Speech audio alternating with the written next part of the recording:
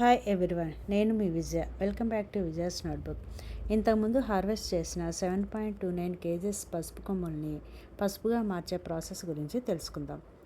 2 కేజీల బల్బ్స్ని చెక్కు తీసి చిన్న చిన్న ముక్కలుగా చేసి డ్రై చేసి పెట్టాను. అది ఫేస్కి అప్లై చేసుకోవడానికి మనకు వస్తుంది. మిగిలిన 5 కేజీల పసుపు కొమ్ముల్ని శుభ్రంగా కడిగి 25 నుంచి 30 నిమిషాల వరకు ఉడకబెట్టాలి. ముక్క మెత్తబడేంత వరకు చూసుకొని ఉడకబెట్టుకోవాలి. తర్వాత ఆరబెట్టి చల్లారిన తర్వాత చిన్న చిన్న పీసెస్గా కట్ చేసి ఒక చోట డస్ట్ పడకుండా చూసుకొని ఎండకు పెట్టి తర్వాత అంతా నీడలో ఆరబెట్టాను. కొంచెం కొంచెం క్వాంటిటీ తీసుకొని మిక్సీలో వేసి పౌడర్గా చేశాను. ఫస్ట్ టైం కొంచెం కోర్సుగా వచ్చింది. రెండోసారి మూడోసారికి కొంచెం మెత్తగా వచ్చింది. చాలామంది ఇంకా జల్లెడ పట్టి లేదా వస్త్రకాయం చేసి ఇంకా పౌడర్ ఫామ్కి తీసుకొస్తారు.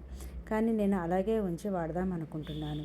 ప్రాపర్టీస్ అన్నీ అందులోనే ఉంటాయి కాబట్టి జల్లెడ పట్టాలని అనుకోవట్లేదు. అంతా అయ్యాక నీళ్ళలో పసుపు వేసి చేయి కడిగితే కొంచెం మాత్రమే పసుపుగా ఉంది. అంతసేపు పసుపు పట్టుకొని పనిచేసిన తర్వాత కూడా చేయి మామూలుగా పసుపుగానే ఉంది. అదే బయట పసుపు అయితే ఈ పాటికి పెయింట్ వేసినట్లు అయ్యేది. ఇది ప్యూర్లీ ఆర్గానిక్ పసుపు. 5 కేజీల పసుపు కొమ్ములకి దగ్గరగా 1 కేజీ 100 గ్రాముల పసుపు వచ్చింది.